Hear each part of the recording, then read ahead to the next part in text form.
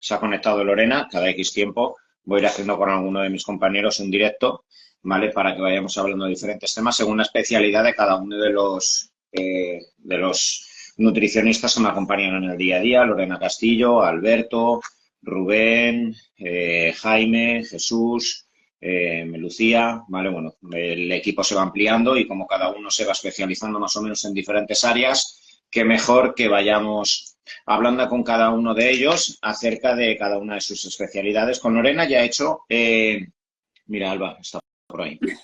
Sí, ya la he visto.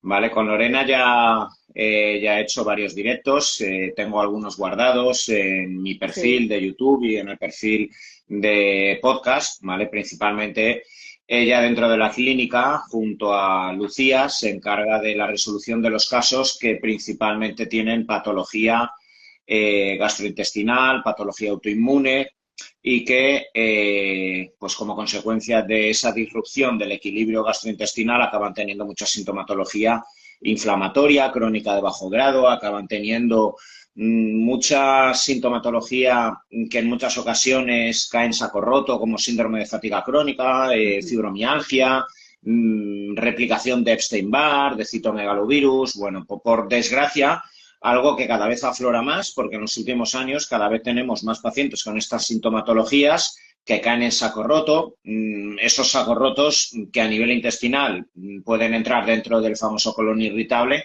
pero dentro de las patologías sistémicas, pues la fatiga crónica, la fibromialgia, depresión endógena, ¿vale? Y en muchas ocasiones, por desgracia, todas estas patologías solo son abordadas mandando al paciente un poco a casa con antiinflamatorios, benzodiazepinas, antidepresivos y poquito más.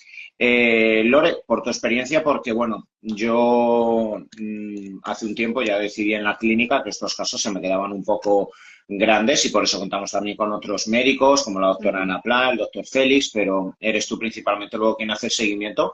¿Has notado que tanto la patología intestinal como la patología sistémica haya aumentado, se haya cronificado? Si, A ver, ¿has nosotros notado? lo sabes tú bien que cada vez más vienen pacientes con el objetivo de mejorar su salud global, que tienen cierta sintomatología digestiva o sintomatología, como bien decías tú, pues un poco sin definir, ¿no? Pero que el paciente se encuentra con muy poca energía.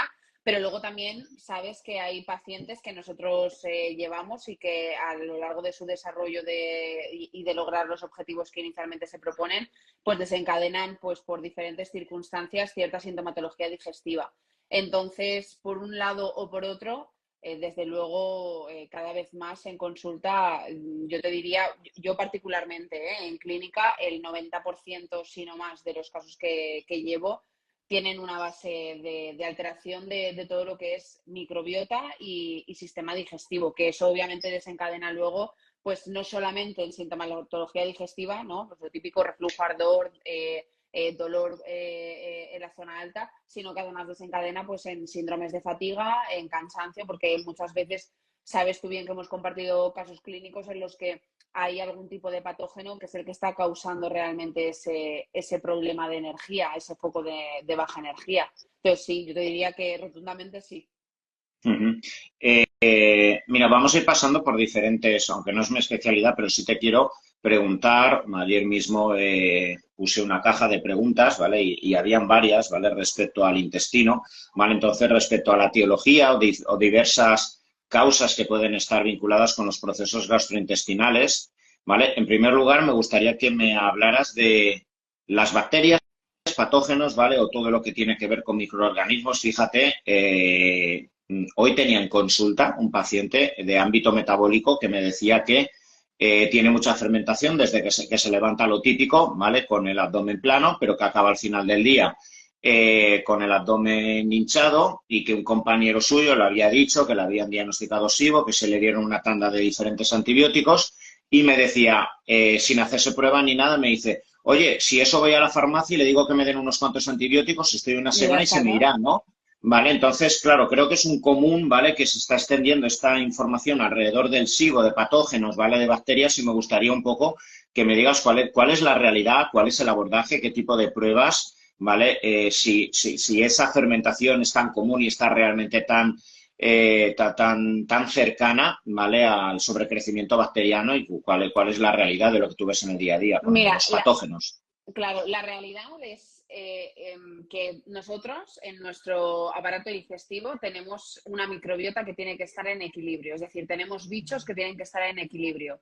Entonces, en el momento en el que cambian las condiciones de ese aparato digestivo, tenemos una alteración del pH, tomamos una tanda de antibióticos porque nos han intervenido a nivel bucal, porque hemos tenido un tratamiento de quimioterapia, ese por así decirlo, ámbito digestivo cambia. Y al cambiar puede generar pues, ciertos sobrecrecimientos de bacterias, es decir, que crezcan unas bacterias, disminuyan otras, pueden generar un caldo de cultivo súper bueno para que crezcan cándidas o que te expongas a un virus y este replique, ¿no? Porque al final le estás dando un caldo de cultivo perfecto para que eso ocurra. Entonces, el boom que hay ahora de hacer test de disbiosis, sobrecrecimiento bacteriano, tengo SIBO, no tengo SIBO, el SIBO realmente es sobrecrecimiento bacteriano de diferentes tipos, pero al final lo que te está queriendo decir es que hay más crecimiento de un tipo de bacterias en detrimento de otras. Entonces, realmente es como ponerle nombre y apellidos a un tipo de disbiosis.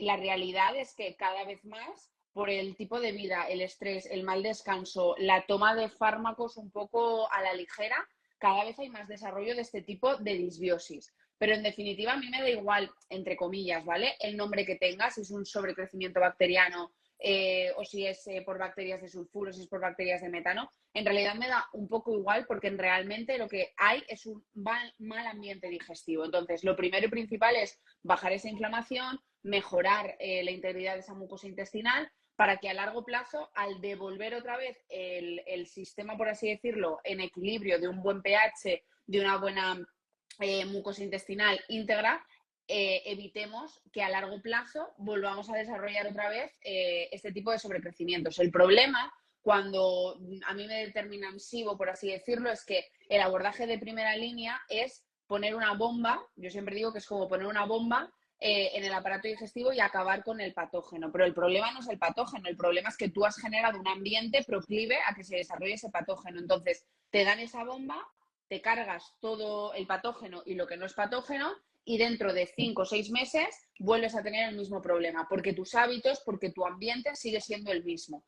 Entonces, considero que más allá de ponerle nombres y apellidos a un diagnóstico, lo que hay que hacer es realmente valorar la causa de ese problema y a partir de ahí empezar a hacer ciertas herramientas y ciertos protocolos para reequilibrar, por así decirlo, esa armonía que se ha perdido.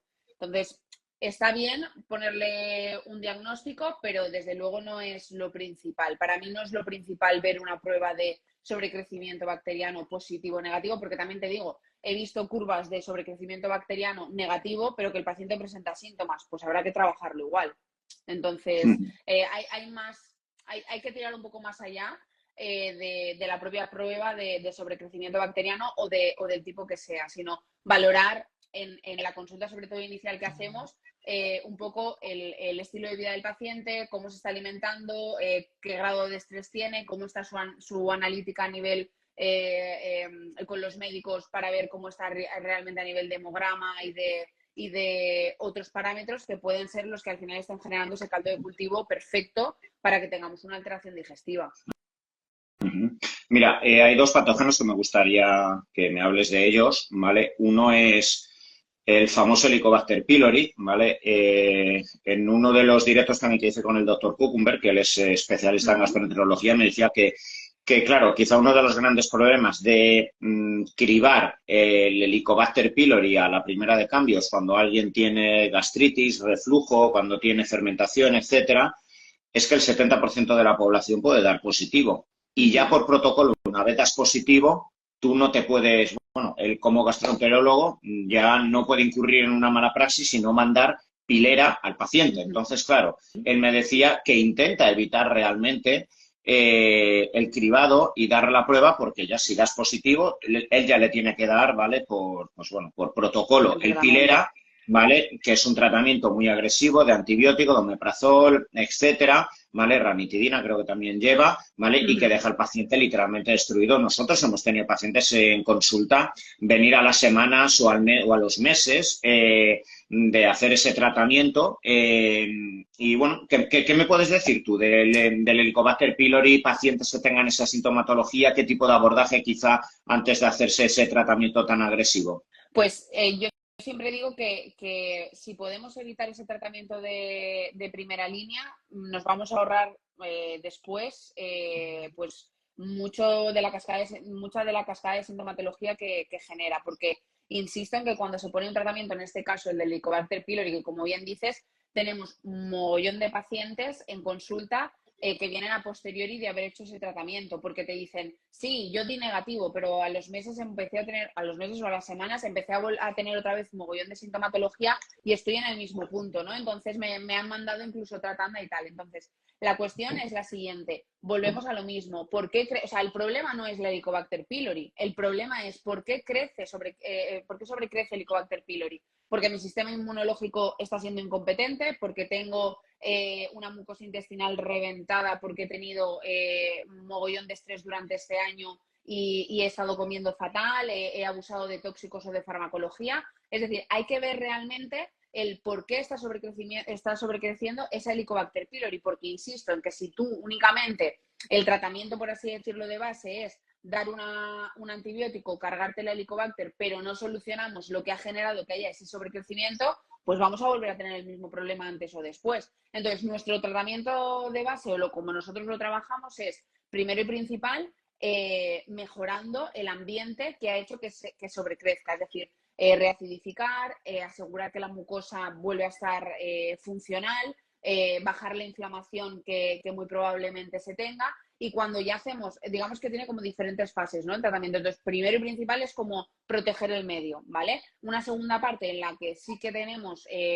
antisépticos de amplio espectro, siempre utilizando fitoterapia, pues ahí puedes utilizar berberina, neem, orégano, tomillo, ¿vale? Y un mogollón en el mercado. Y luego una última parte de repoblar, es decir, garantizar que yo ya he barrido esos patógenos o ese patógeno en particular y después ya repoblar. O sea, digamos que tienen esas tres fases. Claro, al hilo de esas tres fases, tú tienes que llevar a cabo una alimentación también que vaya de la mano, ¿no? Porque si yo siempre digo lo mismo, ¿vale? Si yo te pongo un tratamiento súper efectivo y súper bueno, pero por otro lado estoy metiendo alimentos que son proinflamatorios, como ya se sabe que son el gluten y los lácteos de vaca, pues no tiene ningún sentido. Y ya no hablo de gente con otros hábitos tipo tabaco, alcohol, que obviamente eso no me va a ayudar en absoluto a recuperar la mucosa. Yo no puedo estar haciendo un tratamiento para erradicar el Helicobacter pylori y, por otro lado, tener unos hábitos de tabaco y alcohol potentes que lo que están haciendo es degradar esa mucosa intestinal, porque es un sinsentido. Entonces, ese es nuestro tratamiento de base, es decir, primero proteger el ambiente, segundo aplacarlo, por así decirlo, pero con todo lo que son extractos de fitoterapia, que te tengo que decir que dan unos resultados súper buenos, y luego, por último, repoblar. O sea, eso sería a grandes rasgos y simplificándolo mucho el tratamiento que se daría, que Ujú. dista mucho obviamente del tratamiento de primera línea, que es te doy un antibiótico como pilera y volvemos a repetir la prueba si sale negativo bien y si no te vuelvo a dar otra vez otra tanda de antibiótico. Se resume en eso.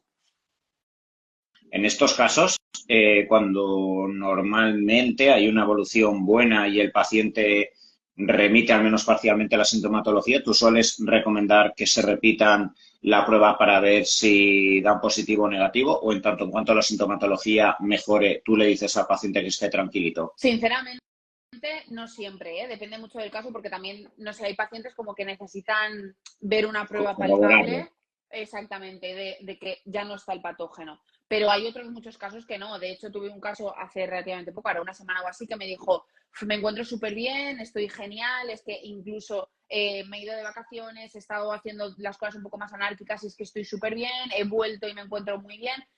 ¿Puedo posponer la prueba? ¿Me la puedo hacer de aquí a 2 meses? Y si eso, pues bueno, pues me parece bien. O sea, se encuentra bien el paciente, hemos terminado todo el tratamiento, no hay nada que a mí me haga pensar que puede quedar cierto patógeno, pues si no se la quiere hacer, yo desde luego no veo obligatoriedad de reconfirmar que se ha eliminado. Ujú.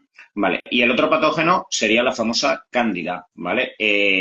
Bueno, aquí también hay antifúngicos que también tienen paso hepático, que pueden fastidiar a la persona, ¿vale? Y bueno, cuéntame un poco cómo es el abordaje, ¿vale? Que tú realizas en consulta. La cándida tengo que decir que es mucho más compleja de abordar que la Helicobacter pylori. O sea, la Helicobacter pylori, por así decirlo, es como un mal menor, entre comillas, ¿vale? No, tampoco. Pero la cándida me parece mucho más compleja de atacar porque hay que tener en cuenta que la cándida, cuando genera ya sintomatología, ya no te digo de verla en un análisis, ¿vale? Que si quieres ahora eso también lo matizamos, pero eh, cuando ya presenta sintomatología el paciente es porque hay una cantidad de cándida bastante potente. La cándida, para que nos hagamos una idea, esto me lo explicó la doctora Ana en su día, se me quedó y me parece como muy gráfico, ¿vale? Para que nos hagamos una idea, realmente crece como debajo de un paraguas, ¿vale? Entonces está como muy bien protegida, se adhiere muy bien a todo lo que es la mucosa y entonces por eso es tan complicada abordarla o erradicarla y conlleva mucho más tiempo, porque crece como debajo de esa protección. Entonces, la cándida normalmente te puede generar además mucha sintomatología súper diversa porque emite un montón de micotoxinas. Entonces, te puede generar desde migrañas, dolores de cabeza súper recurrentes, picor en la piel, alteración del estado emocional. Es como muy variopinta. Entonces, por eso es difícil, uno, como darte cuenta que pueda ser un patógeno intestinal lo que te está dando toda esa clínica. Y luego, por otro lado, lo que te decía, que cuando ya se presenta esta clínica es porque la cándida está como muy presente y por tanto va a costar más tiempo que cualquier otro patógeno. Entonces, la cuestión es que la cándida, ¿cómo abordarla? Primero y principal, aquí sí que es muy importante el abordaje respecto a la alimentación, ¿vale? Y no, siempre que pensamos en cándida, pensamos en dieta cetogénica, ¿no? Porque al final a todos nos han hablado, ¿no? Lo típico. Pues tengo una amiga que tiene candidiasis y le han dicho que el azúcar cero, está sin tomar nada de carbohidratos y tal. Pues tengo que decir que como todo, y como yo he aprendido mogollón contigo en consulta, depende, ¿vale? Porque al final, si fuera tan sencillo como cortar carbohidratos y que ya no le dieses sustrato a la cándida, pues sería como muy fácil, entre comillas, ¿vale? Pero la realidad es que tú estás mal emocionalmente o tienes picos de cortisol y como yo he aprendido contigo en consulta, cortisol igual a glucosa elevada, ¿vale? Entonces, volvemos otra vez a lo mismo. Ya tenemos un caldo de cultivo perfecto para que sobrecrezca. Entonces, no me parece que sea tan reduccionista, ¿no? O tan simplista de decir, tengo una paciente con cándida y sí o sí la dieta tiene que ser cetogénica súper estricta porque si no, a poco que comas patata se va a alimentar. No, no es así. O sea, hay que valorar el paciente, hay que valorar cómo está descansando, hay que valorar cuánto deporte hace, hay que valorar una serie de cosas que me van a hacer que esa pauta de alimentación esté enfocada más a una dieta cetogénica, más a una low carb o más a una dieta incluso con más cargas de carbohidrato, porque al final a mí lo que me interesa es que su nivel de cortisol esté estable y si hace deporte, pues que podamos hacer una carga después, porque ahí lo va a tolerar súper bien, ¿vale? Entonces, la dieta sí es verdad que tiene que ser muy controlada para, sobre todo, evitar que haya un exceso de glucosa en sangre. Resumiéndolo sería eso, ¿vale?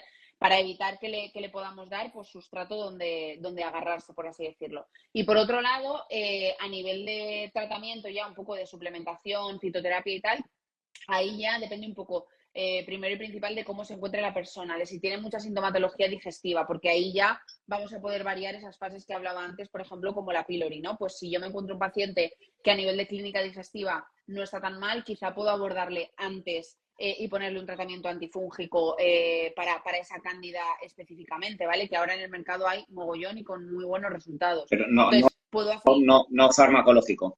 no farmacológico. O sea, ahí, por ejemplo, hay un extracto que de hecho tiene muchos estudios con boswellia, con mirra, que funciona espectacularmente bien para eso. Y al final no estás utilizando farmacología, que volvemos a lo mismo. O sea, si hay que pautarla, vosotros los médicos sois los primeros que lo vais a hacer, pero podemos agotar primero otro tipo de recursos que, por forma general, en el 99% de los casos funcionan muy bien para poderlo erradicar. Pero sí que es cierto, insisto, en que la cándida, si estamos en un paciente con cándida, vamos a tener que requerir de mucho más tiempo. O sea, en la pylori yo siempre digo que si sale todo bien y la hemos cogido como a tiempo, que el paciente, pues yo empecé a manifestar sintomatología hace un mes. Pues normalmente es que en 3 meses fácilmente puedes erradicar la Helicobacter y encontrarte súper bien. La cándida, sin embargo, yo te diría que 6 meses para que el paciente pueda 6 meses. encontrarse, sí, pueda encontrarse bien, ¿vale? O sea, no, que empiece a notar mejoría, por supuesto, pero de yo darle el alta y que al menos 6 meses, ¿vale? O sea, de media. Porque es lo que te digo, cuando hay una cándida ya potente, pues conlleva de mucho más tiempo. Porque al final requiere que tengas como todo mucho más controlado. Pero en definitiva, aquí hay una parte súper importante de control de la alimentación en el sentido para el tema de la glucosa y por otro lado, la suplementación dirigida a acabar con la cándida, a acabar con ese biofilm, ese paraguas que envuelve la cándida, que es como muy latoso y muy costoso de aplacar, por así decirlo, y luego volvemos otra vez a esa tercera parte de repoblar, porque al final cuando tú haces un barrido de patógenos, pues te cargas las cosas buenas y te cargas las cosas malas, la realidad es esa. Ujú. Y bueno, pues para todas las personas que ya están escuchando, ya sea por el Helicobacter, por inercia a pensar que quizá tienen candidiasis, pero pueden existir más patógenos y demás, bueno, ¿cuál es, bueno, yo creo que normalmente el principal test que tanto tú como otros especialistas mandáis es teletest, ¿vale? Pero bueno, no sé.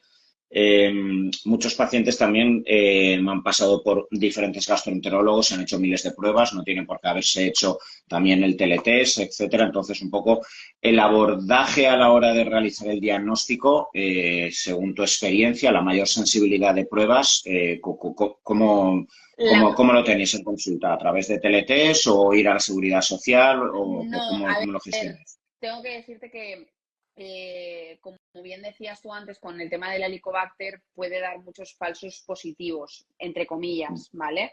Entonces, para nosotros, una de las pruebas más fiables, por así decirlo, en el caso del Helicobacter pylori, ¿vale? Es si hacer un estudio, ¿vale? De la microbiota. Me da igual que sea teletest que sea cualquier otro laboratorio, ¿vale? Pero hacer un test, un estudio de la microbiota, hacer un estudio de las heces, donde veamos realmente con PCR si ese Helicobacter pylori está presente o no, ¿vale? Entonces, ese sería como el más fiel, porque ahí sí que no hay lugar a dudas. Si tú lo haces por aire aspirado o por otro tipo de técnicas, lo que te digo, puede generar ahí algún error, ¿vale? Si tú lo haces de ese modo en heces, es como muchísimo más objetivo. Esto en el caso de la pylori. En el caso de la cándida, hay uno que es, vamos, súper fiel y nosotros es el que siempre enviamos cuando el paciente hay como muchísima sospecha de cándida, que realmente es un test de metabolitos en orina. Entonces, en ese test de metabolitos en orina tú haces metabolitos que sí o sí libera la cándida. Entonces, perdón. Entonces, si tú haces ese análisis de orina y salen positivos esos metabolitos, o sea, es evidente, súper objetivo que está la cándida, ¿vale? Y si no sale, es muy evidente y muy objetivo que, aunque lo parezca, no tienes candidiasis, ¿vale? Entonces, para mí es la prueba más sencilla, por así decirlo, y más objetiva. Es cierto que la cándida también la puedes hacer en heces, pero insisto en una cosa, a mí me sale una gráfica y puede que la gráfica me salga solamente como un pequeño crecimiento incipiente y el paciente tenga mogollón de sintomatología, pero lo cursen como que está dentro de lo que es el límite de la infección, por así decirlo. Y lo pases por alto cuando realmente sí que está siendo el que más problemas está dando. Entonces, me parece que lo más objetivo en el caso de la cándida es hacer ese test de metabolitos en orina. Es lo más sencillo y lo más objetivo. Ujú. Bueno, hablamos mira, quiero preguntarte por dietas, ¿vale? Que lo teníamos anunciado. Sí. Bueno, en los últimos años prolifera mucho, ¿vale? El término detox, el término antiinflamatorio, ¿vale? Y yo creo que esto puede inducir en muchas ocasiones a reduccionismos, a falsas interpretaciones, porque qué duda cabe que existe y cada vez hay más estudios, ¿vale?, que vinculan la inflamación crónica de bajo grado, las alteraciones de citoquinas, ¿vale?, pues con el síndrome metabólico, con la diabetes, con patologías degenerativas, etcétera. Pero desde ahí pienso que se genera una industria o se genera fácilmente pseudodivulgación alrededor de protocolos y herramientas antiinflamatorios, dieta antiinflamatoria, batido detox antiinflamatorio, ¿vale? Yo creo que, bueno, más en tu círculo, ¿vale?, de, pues bueno, que se acerca a los abordajes y herramientas que giran en torno a alteraciones gastrointestinales y patologías sistémicas, se habla mucho de productos y protocolos antiinflamatorios. ¿Tú qué me puedes decir cuando un divulgador o alguien dice, bueno, os ofrezco la dieta antiinflamatoria que consta de, porque es que hay hasta en el FNAC libros de dieta antiinflamatoria? Entonces, o sea, pues cuéntame un poco cómo lo recibes tú y...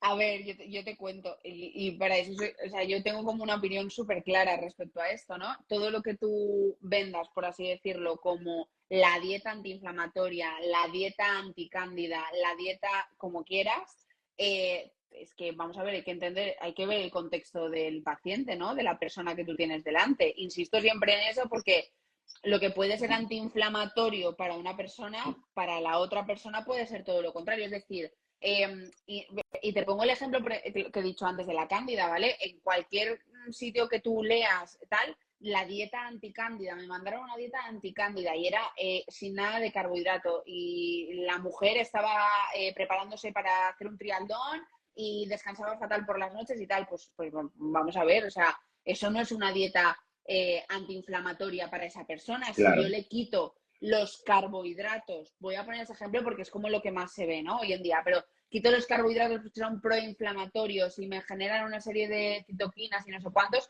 no, perdona, o sea, primero tendré que ver cuáles son las necesidades de ese paciente, tendré que ver cómo está a nivel fisiológico, tendré que ver cómo está descansando, tendré que ver si en el caso de ser una mujer sus ciclos menstruales son regulares, si está en un periodo de amenorrea. Tendré que ver, en definitiva, el perfil del paciente para poder determinar cuál es su pauta antiinflamatoria, por así decirlo, ¿vale? Porque, fíjate, hoy hemos tenido un caso en consulta donde había un paciente, es que, o sea, va al pelo, ¿vale? Pero teníamos un paciente muy inflamado, pero muy inflamado, nivel que, pues bueno, lo he visto con otro doctor, ¿vale? Pero homocisteínas muy altas, perfil de colesterol tocado, perfil de la insulina la tenía en más de 16, ¿vale? Una serie de circunstancias que se manifestaban en analítica, que el paciente manifestaba, me encuentro inflamado, tengo inflamación no solamente a nivel digestivo, que también, sino que me noto inflamado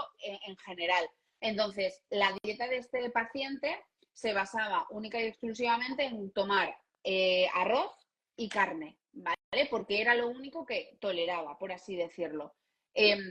¿Cuál es, o sea, para este paciente le podríamos decir cuál es su dieta antiinflamatoria? La dieta antiinflamatoria no es comer únicamente arroz y pollo, que es lo que quizás se puede pensar, ¿no? No, la dieta antiinflamatoria para este paciente es conseguir reintroducir nutrientes básicos ricos en ácido fólico, ricos en vitaminas del grupo B, obviamente tener más aminoácidos más allá que los de la proteína del pollo. Entonces, en este tipo de paciente, la dieta va a ser totalmente diferente a lo que podamos leer en libros o en divulgadores que digan lo que es la dieta antiinflamatoria. Yo no puedo decir lo que es una dieta antiinflamatoria porque insisto en que tendré que entender el perfil del paciente, porque para cada uno la dieta antiinflamatoria va a ser una cosa. O sea, que hay que puntualizar y hay que matizar. Has estado hablando de, bueno, muchos pacientes que te vienen a consulta. Bueno, sí que es verdad que cuando se habla de globalmente o comúnmente de dieta antiinflamatoria y especialmente dietas que vayan dirigidas a mejorar la salud gastrointestinal, normalmente se suele caer en el sesgo de reducir, bueno, o eliminar absolutamente los carbohidratos, ¿vale? Yo creo que en ese sentido tú sueles recibir, y me has comentado varias veces, personas, especialmente mujeres, porque sí que es verdad que el perfil de alteraciones gastrointestinales es mucho más cercano al sexo femenino que al sexo masculino, ¿vale? Y en ese quizá reduccionismo y en ese florecimiento en los últimos años de mucha divulgación y muchos gurús, libros que han hablado de la eliminación del carbohidrato como algo indispensable a la hora de intentar abordar la reducción de los parásitos, la cándida, la inflamación gastrointestinal, pues han venido con dietas cetogénicas y alteraciones del perfil lipídico, alteraciones cardiovasculares, homocisteínas, amenorreas hipotalámicas no de meses, sino de años, y siguiendo obsesivos, a unos obsesivas en este caso, la mujer con el miedo a la introducción del carbohidrato. Me gustaría que puntualizaras un poco esto porque yo esto lo he hablado con el doctor Avellán a nivel de cardiología, lo he hablado con médicos internos, lo he hablado con otros, pues bueno, otros divulgadores que somos un poco más de la tendencia y tal y como trabajamos en la clínica, ya lo has dicho antes, el carbohidrato no es el malo e incluso no meterlo puede agravar mucho más la sintomatología inicial que tiene la persona, pero creo que en la mujer, si cabe, esto puede ser mucho más dramático, ¿vale? Total, Cuando ves este tipo de to- paciente.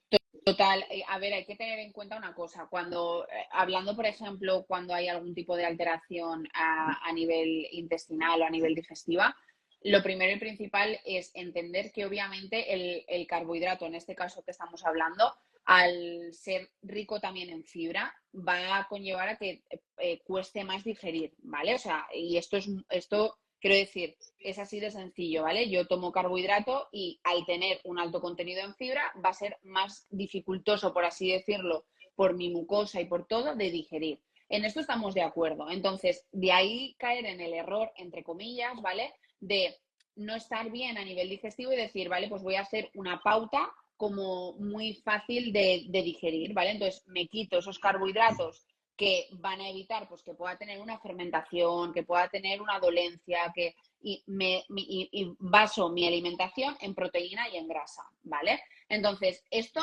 siempre digo que puede ser una estrategia en un primer momento, ¿vale? Pero yo de lo que me tengo que ocupar es de ver, de saber cuál es el origen de que yo tenga esta alteración digestiva, porque si yo únicamente me quedo en la base de tomar proteína y grasa ha hecho que yo ya no tenga dolores ni tenga fermentaciones, pues estoy perdidísimo, ¿vale? ¿Por qué? Porque obviamente no es porque el carbohidrato sea malo, es porque a nivel de mucosa hay algo que está sucediendo, a nivel de liberación de enzimas, a nivel de liberación de bilis. O sea, lo que hay que descubrir es por qué te pasa eso cuando tomas el carbohidrato, pero no ser tan simplista, entre comillas, de decir, quito el carbohidrato, me encuentro bien, ya está, el problema era el carbohidrato. No, el problema no era el carbohidrato, el problema era qué es lo que está sucediendo en ti para que tú no puedas digerir ese grupo de alimentos. Es un error porque obviamente a corto y largo plazo eso te va a generar mucha sintomatología o mucha cascada de sintomatología. En mujeres no sabemos que no con todas en la misma potencia, por así decirlo, pero tú sabes bien que cuántas mujeres al hacer una estrategia o una dieta cetogénica mantenida en el tiempo han desencadenado en tener una menorrea. ¿Por qué? Porque al final le estás quitando una parte energética súper importante y el cuerpo al final entiende que hay no un déficit, sino una carencia de nutrientes esenciales. Entonces, simplemente por eso pues puede conllevar en amenorrea, pero también hay que entender que si tú quitas parte, por no hablar de cuando se quitan ya verduras, hortalizas, frutas y todo esto, ¿vale? Pero cuando tú quitas una parte de los carbohidratos que te aportan esa fibra y te aportan esos beneficios, también quitas una parte alta de ácido fólico, quitas una parte alta de vitaminas, de minerales esenciales que su carencia van a conllevar a otras carencias de vitaminas y minerales, ya no conseguir una correcta asimilación o absorción pues de ciertas vitaminas, ¿vale? Entonces, en definitiva, se desarrolla un estatus a nivel nervioso, a nivel hormonal, a nivel obviamente metabólico, perfiles del colesterol, perfiles de la glucosa, porque ¿cuántas pacientes nos hemos encontrado que no toman carbohidrato y tienen el perfil de la glucosa destrozado? Sí, ¿Por sí. qué? Porque el cortisol está elevado de forma continua. Entonces, o sea, quiero decir que no nos podemos quedar simple y llanamente en que al quitar este grupo de alimentos me encontré mejor y por tanto desde entonces no lo tomo, sino hay que rascar un poco más y entender el origen. Y que, por supuesto, para mí, siempre lo digo que una dieta FODMAP, una dieta exenta de carbohidratos, una dieta exenta de verduras, de fruta, puede ser una estrategia puntual en un momento dado súper óptima, ¿vale? Porque haces que el paciente, ostras, de repente le baje la inflamación, eso te permita seguir avanzando en la recuperación de su mucosa, pero tiene que ser con los días contados. O sea, siempre soy partidaria de que eso, más de 3, 4 semanas, no conviene mantenerlo en el tiempo porque al final volvemos otra vez al mismo ciclo. Entonces, me parece que puede ser una estrategia, pero no puede ser una pauta de por vida, porque al final vemos lo que vemos en consulta. Vale, es bueno, similar porque no lleva carbohidrato, pero bueno, ¿me podrías indicar si, bueno, cuál es tu visión y si hay alguna indicación para implementar la dieta carnívora pura, pura y dura? Pues volvemos a lo mismo. Nunca la he pautado, ¿eh? O sea, No, no, por saberlo, o sea, porque o sea, no, yo, no, yo pero tampoco, evidentemente, pero sí que sé que a nivel gastrointestinal y demás hay divulgadores y demás, no, y no sé, o sea, dónde estriba o dónde puede estribar la diferencia, ¿vale? Con una dieta libre de FODMAP, cetogénica pura, ¿vale? La la di- carnívora pura y el por qué se aplica o en qué se basa el supuesto beneficio que puede tener. justamente, o sea, te decía, nunca la he pautado porque lo que estaba pensando yo en mi mente es que todos los pacientes que yo he visto con dieta carnívora han sido, llevo años, o sea, hace relativamente poco me encontré un paciente que llevaba más de un año con dieta carnívora exclusiva y cuando decimos exclusiva, o sea, es exclusiva sin verduras, sin hortalizas, sin frutas, por supuesto, sin nada que no sea de origen animal como tal, ¿vale? Entonces, Carne, es pescado y vísceras, pescado entra. pesca depende, yo he visto pacientes que sí que incorporaban algo de pescado azul, ¿eh? O sea, pescado rico en grasa. Pero hay otros que son única y puramente carne, ¿vale? Con sus vísceras, con todo, ¿vale? Pero sí que he visto algunos que incorporan algo de pescado azul, de grasa. La cuestión, ¿el beneficio de dónde viene? El beneficio no viene por tomar esa carne.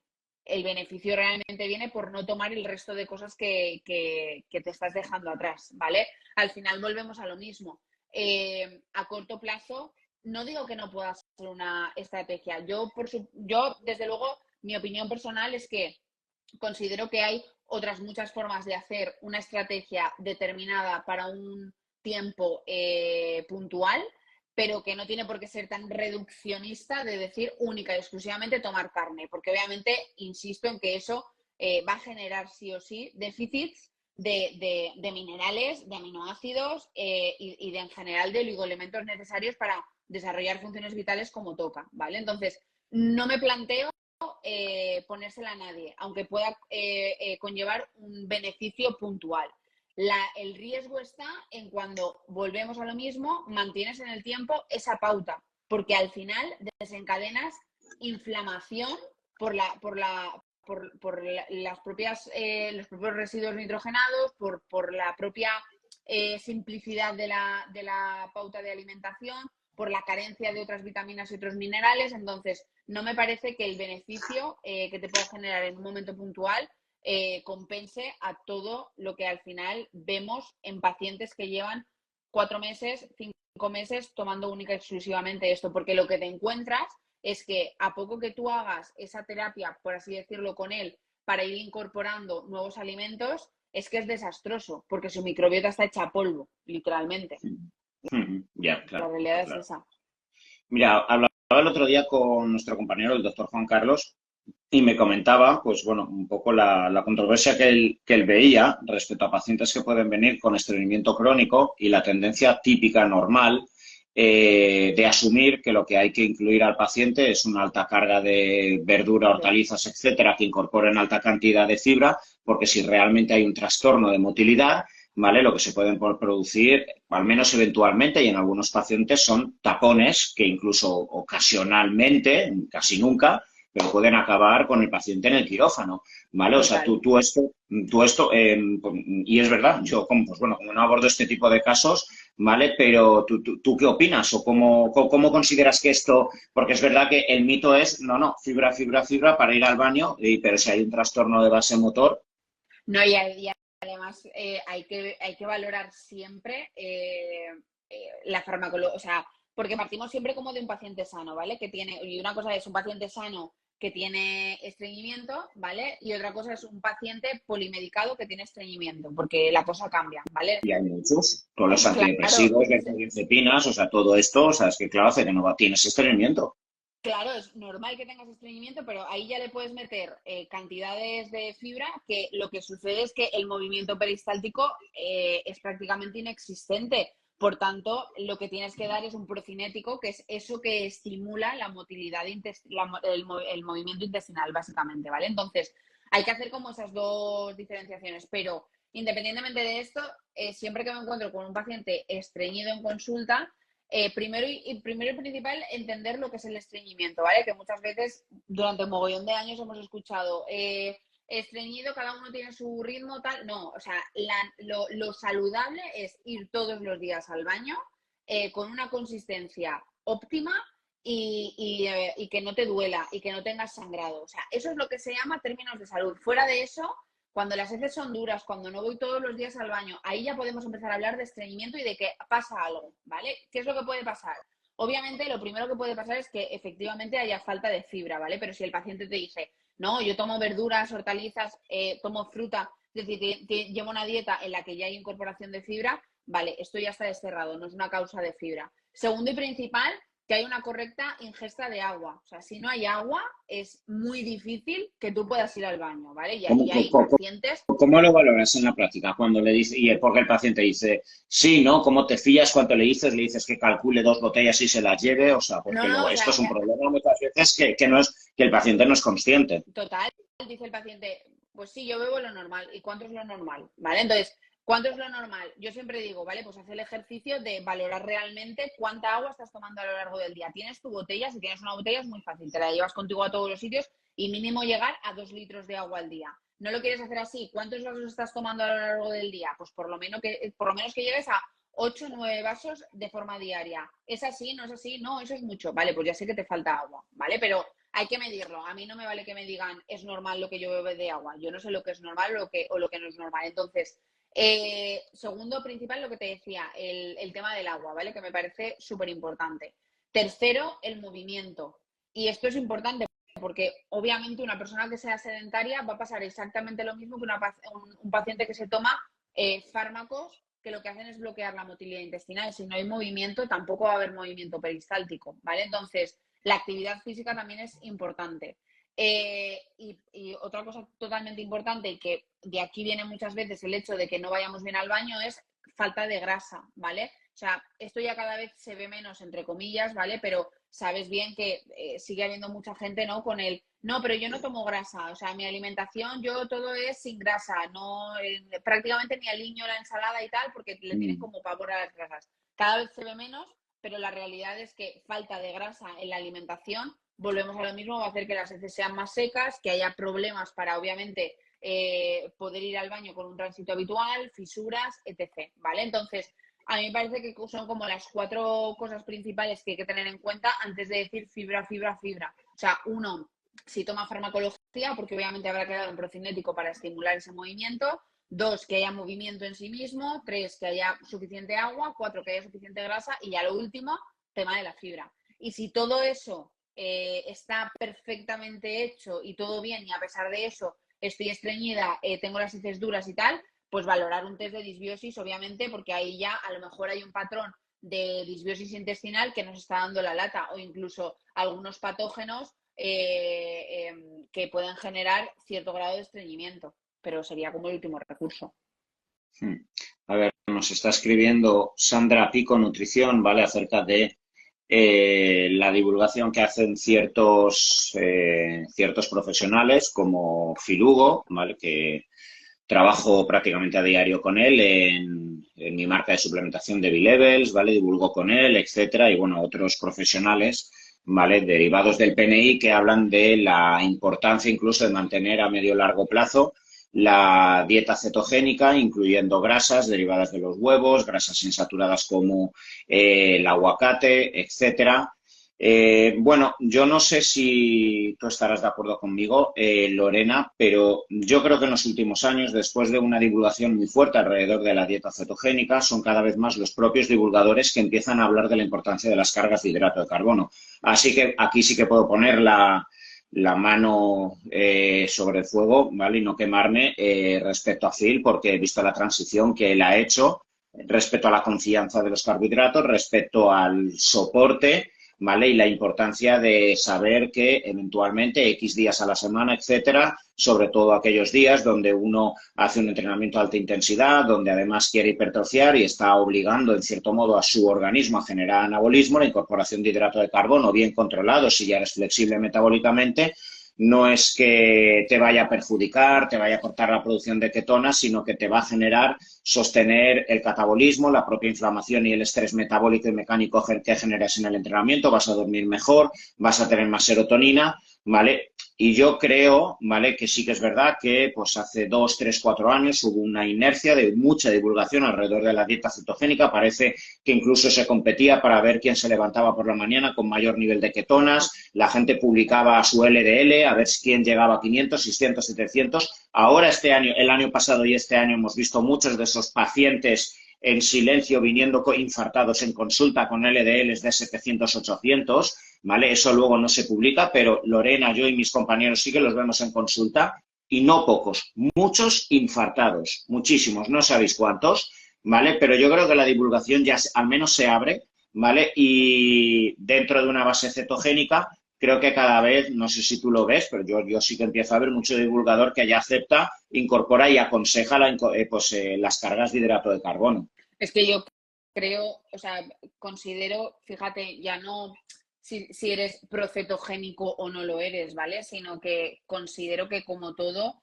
depende del paciente en el que te encuentres delante, depende de la circunstancia. Insisto en que mi forma de trabajo, que al final obviamente va ligada a lo que llevo aprendiendo contigo todos estos años, pasa por haber visto un mogollón de pacientes con sus circunstancias y en base a eso entender que no hay nada que sea sentenciador, ¿vale? De que esta es la pauta que hay que seguir porque es la que mejor funciona. No hay nada. O sea, y tú lo sabes bien que a cada paciente que atendemos la pauta es diferente justamente porque entendemos que dependiendo de la circunstancia del paciente va a ser necesario un tipo de abordaje u otro. Entonces, yo no me caso con nada en ese sentido, o sea, ni con la cetogénica, ni con la carnívora, ni con la FoodMap, ni con ningún tipo de dieta que le queramos poner nombre y apellido. O sea, al final es la dieta de Pepito Pérez o de, ¿sabes?, del paciente en sí, porque creo que eso es lo único que nos va a garantizar, por así decirlo, el éxito de conseguir un tratamiento para ese paciente y no lo que digan, fíjate, o sea, me voy a decir, luego, no sé, yo estoy pasando mucho de las redes últimamente, pero luego que digan lo que quieran, pero es que incluso que me da igual que la evidencia diga esto o diga lo otro, o este estudio diga una cosa o diga la otra, o sea, al final me voy a guiar por la experiencia que tenemos en consulta, lo que vemos, lo que manifiestan las analíticas y lo que manifiesta el paciente. Y a razón de eso es lo que vamos a dictaminar, por así decirlo, el protocolo que le vayamos a poner al paciente. Bueno, ya no tanto por que haya mucha divulgación, o al menos yo no he visto, ¿vale? Pero sí un poco por la tendencia social, ¿vale? ¿Qué me podrías decir del veganismo, ¿vale? Yo sí que he visto algunos reportes de que parece ser que el veganismo en algunas patologías inflamatorias intestinales, tipo enfermedad de Crohn, colitis, pues puede aparentemente producir a medio o largo plazo mejoras. Yo me imagino que, bueno, sí puede existir cierta mejoría del perfil linfocitario, de las citoquinas, etcétera, indirectamente mejorar. No lo sé porque no lo he estudiado mucho, ¿vale? Sí que creo que quizá cuando una persona se pasa al consumo radical de mucha legumbre, de mucha verdura, etcétera, o sea, creo que la microbiota, pues, que es más anaerobia, destinada a consumir al trabajo con carnes y demás, y tiene que pasar a ser aerobia, requiere una transición, y es ahí donde muchas personas quizá pueden caer también en el propio reduccionismo o engaño de decir, ostras, no puedo, intenté hacer dieta vegana y me fue fatal porque tenía iba de diarreas. Pero bueno, respecto al ámbito intestinal, ¿vale? Porque parece que todo se centra siempre en la eliminación de hidrato de carbono y que va en contra de hacer una dieta vegana, pero también cada vez hay más gente vegana. ¿Qué me podrías decir si has tenido también casos con problemones gastrointestinales y se han podido abordar manteniendo su estilo de vida vegano, o hay ocasiones donde le has dicho a la persona, mira, lo siento, pero es que esto al menos parcialmente es lo que te está reventando el intestino? A ver, aquí pasa una cosa y y hay que hacer un matiz con el tema de las dietas veganas. Las dietas veganas hay que ver cómo la tiene estructurada el paciente. No es lo mismo hacer una dieta vegana limpia, por así decirlo, que hacer una dieta, pues como nos intentan vender, entre comillas, ¿no? Que el marketing lo hace muy bien, de, yo qué sé, sobrasada vegana, hamburguesa vegana, Chorizo chorizo vegano. vegano, ¿vale? O sea, y todo ese tipo de cosas que al final están llenas de porquería que sinceramente no me interesa en absoluto ni que la consuma un vegano, ni un carnívoro, ni nadie, ¿vale? Entonces hay que hacer ese matiz principalmente, porque parece que como soy vegano, pues me tengo que comprar las hamburguesas veganas y tengo que ir con todo el pack, ¿no? Entonces, eso para empezar, se puede hacer una dieta vegana muy limpia, ¿vale? Combinando pseudo cereales, combinando legumbres y que sea completa. Ahora bien, es cierto que en determinadas circunstancias y dependiendo de cómo se encuentre el paciente, si yo tengo a un paciente que está muy inflamada su mucosa, muy probablemente tenga que tener ciertos matices con el tema, por ejemplo, de las legumbres, ¿vale? Porque las legumbres al final, el hecho de cómo las cocinaban, digo nuestras abuelas, porque yo creo que ya hay poca gente que las cocine como las cocinaban ellas, de lento, de dejarle tiempo en remojo, de tal, que ahí prácticamente la asimilación de la leguminosa era buenísima y no te daba ningún tipo de problema. Hoy en día compras las lentejas en un bote, si eso las lavas y te las tomas. Y eso sí que es verdad que ya está en literatura, se ve de forma muy evidente, ¿no? Que hay un gran contenido en lo que se llaman antinutrientes, ¿vale? Saponinas, lecitinas y otro tipo de antinutrientes que sí que se sabe que bloquean la asimilación de ciertos nutrientes y que pueden generar cierta inflamación intestinal. Pero hay que dar matices, ¿vale? Yo no puedo ser tan simplista de decir legumbres igual a inflamación. No, legumbres depende de cómo las cocines, depende de cómo las trates, depende de con qué frecuencia las tomes, pues podremos decir que son inflamatorias o no. Entonces, sí que considero que, a no ser que me encuentre un paciente muy particular con una inflamación muy potente y en que determinadas circunstancias, no tendría por qué haber una incompatibilidad de llevar este tipo de alimentación, como te digo, con matices y poder solucionar o solventar un problema de algún patógeno o de alteración de la microbiota o de disbiosis. O sea, no es incompatible. Bueno, vamos a acabar con el último tema, ¿vale? Y gira en torno a la suplementación, ¿vale? O sea, yo creo que quizá el suplemento o el principio activo que más comúnmente se encuentra ligado a la salud gastrointestinal es la glutamina. Ahora me dirás si tú consideras, porque mucha gente, pues bueno, me pregunta si de base, yo creo que ya se liga más hacia la salud intestinal que hacia la recuperación muscular y los esfuerzos deportivos y demás, ¿vale? Yo creo que está muy extendido en muchos suplementos, pero mucha gente se pregunta o me preguntan a mí si es un suplemento seguro que pueden incorporar durante todo el año por la protección gastrointestinal, no tiene sentido, puede ser incluso peligroso, dosis. ¿Vale? Luego los famosos probióticos, prebióticos, que creo que al igual que la dieta cetogénica y demás, tuvieron su boom, ¿vale? Yo creo que cada vez sois más reacios, ¿vale? A tener que meterlos porque sí, por protección, de vez en cuando. Yo recuerdo hace años, en otoño y primavera, cuando bajan supuestamente las defensas, normalmente en las farmacias metían muchos suplementos con probióticos y prebióticos. ¿Vale? Entonces, bueno, aparte de esos tres, no sé si hay alguno en especial que tú veas que causa boom dentro de la salud gastrointestinal y que esté un poco alejado, ¿vale? Luego de la verdad. Pero bueno, háblanos un poco de cuáles son los principios activos principales, su realidad, su uso constante o no, y de los que te he dicho principalmente también. Mira, la glutamina, yo no soy muy fan de pautarla, pero porque considero que hay muchos más activos que hacen un efecto muchísimo más potente que la propia glutamina, pero no me parece mal tomarla, ¿vale? Pero ahora bien, me he encontrado muchos pacientes, jolín, que toman dosis de glutamina de elefante, básicamente, quiero decir, y eso sí que De es 20-30 gramos, sí, sí, claro. sí. No, me han dicho que es buenísima para la mucosa intestinal. Me tomo 20 por la mañana y 20 por la noche. Digo, eso es una aberración, pero, pero total, ¿vale? O sea, más no es mejor, ¿vale? Eso puede empezar. Entonces, el tema de la glutamina, no, de verdad no me parece mal, porque de hecho es como si fuera la ayuda para el tema de generar que las uniones celulares a nivel del intestino estén bien.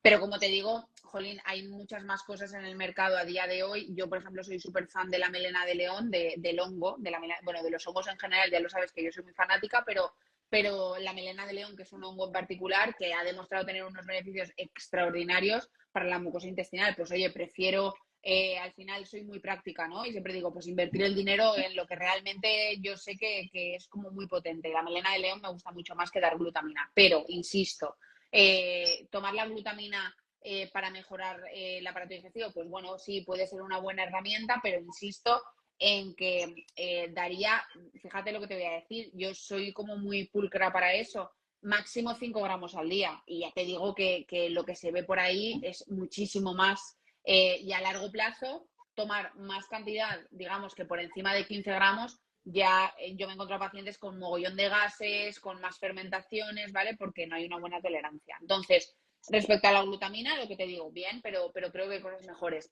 Y respecto a los probióticos, esto es un tema, que estuvo en auge, pero que se sigue hoy en día, ¿no? Lo típico de me encuentro mal y me tomo unos probióticos.